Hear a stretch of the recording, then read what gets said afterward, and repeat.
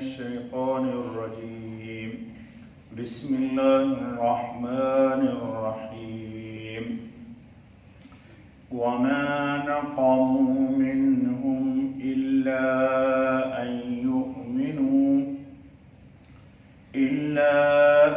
يؤمنوا بالله العزيز الحميد الذي له ملك السماوات والأرض والله على كل شيء شهيد صدق اللہ العظیم۔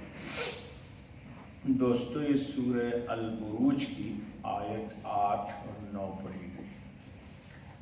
کل آپ کے سامنے بات آئی تھی کہ جب آگ میں جھونک رہے تھے تو خود بادشاہ یوسف اور اس کے وزراء خندق کے آس پاس بیٹھے ہوئے بہت لطف و سرور کے ساتھ ظاہری سنگ دلی کا ثبوت دے رہے تھے اور لوگوں کو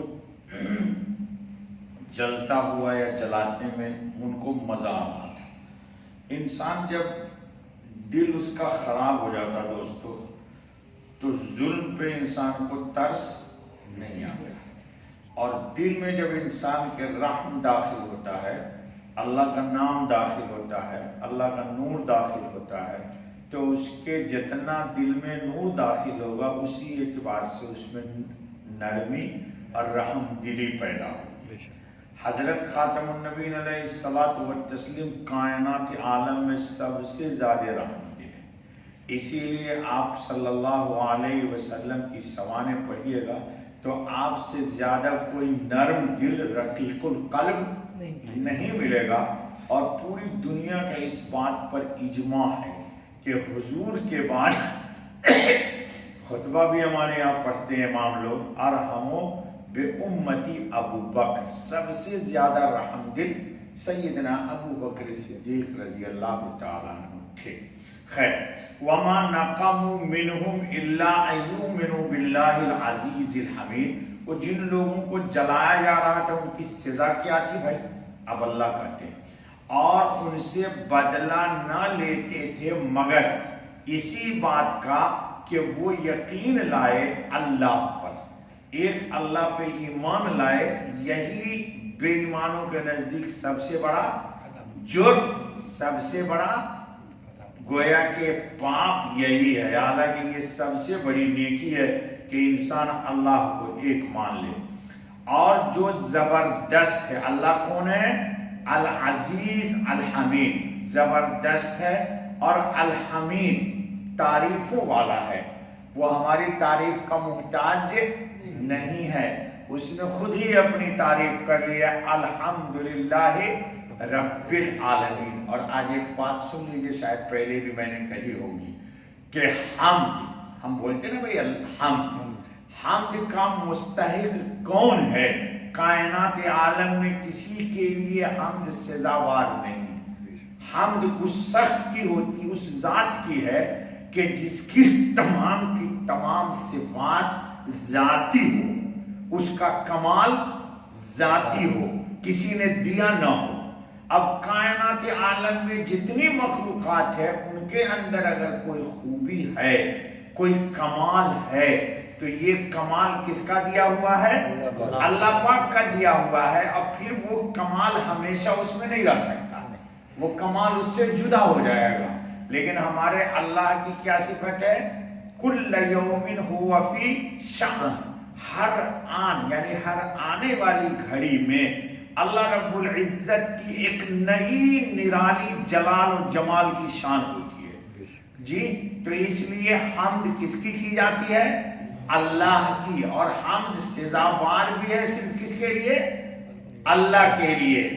حمد کسی بھی مخلوق کے لیے جائز، اسی لیے قرآن کریم نے کہا الحمدللہ رب العالمین وَلَهُ الْكِبْرِيَاءُ فِي السَّمَاوَاتِ وَالْأَرْضِ وَلَهُ الْحَمْدُ فِي الْأُولَى وَالْآخِرَةِ۔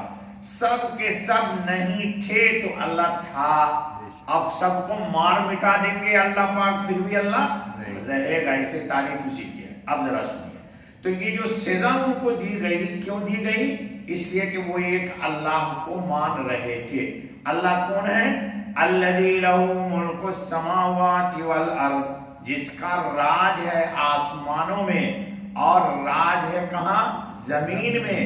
واللہ علی کل شیء شہید، اور اللہ کے سامنے ہے ہر چیز۔ اب اللہ یہ بتا رہے کہ وہ جو خندق میں کھود رہے تھے، جلا رہے تھے، تو کیا اللہ بے خبر تھا؟ لا حول ولا قوت الا باللہ۔ اللہ کہتے ہیں کہ میں سب کچھ دیکھ رہا تھا، لیکن دنیا سزا کی جگہ نہیں ہے، دنیا مجرم کے سزا کی جگہ نہیں۔ یہ یاد رکھ لیجئے گا، بہت سارا آپ کے دل کو سکون ہو جائے گا۔ ظالم کے ظلم کی سزا کی جگہ دنیا نہیں ہے، کفر کے سزا کی جگہ دنیا نہیں ہے۔ وہ عدت للکافرین، جہنم بنائی گئی ہے سزا کے لیے۔ لہذا ہمارے دوست احباب ساتھی بہت سارے کہتے ہیں مولوی صاحب یہاں کیوں نہیں سزا ملتی؟ بھائی یہ جگہ سزا کی ہے ہی نہیں، سزا کی جگہ تو آخرت ہے۔ سزا کی جگہ کون ہے؟ آخرت۔ اور آپ کے نماز میں سجدے کے جزا کی جگہ کہاں ہے؟ وہ بھی آخرت ہے۔ اس لیے یہاں اپنی عبادت کی جزا کی تمنا نہ رکھیے اور نہ مجرم کے سزا کی تمنا رکھیے، اس کے لیے اللہ نے آخرت رکھا ہے۔ اب ذرا سنیے علامہ عثمانی کیا کہتے ہیں۔ مسلمانوں کا جرم، یعنی ان مسلمانوں کا قصور اس کے سوا کچھ نہ تھا کہ وہ کفر کی ظلمت سے نکل کر ایک زبردست اور ہر طرح کی تعریف کے لائق اللہ پر ایمان لائے، جس کی بادشاہت سے زمین و آسمان کا کوئی گوشہ باہر نہیں، اور جو ہر چیز کے ذرہ ذرہ احوال سے باخبر ہے۔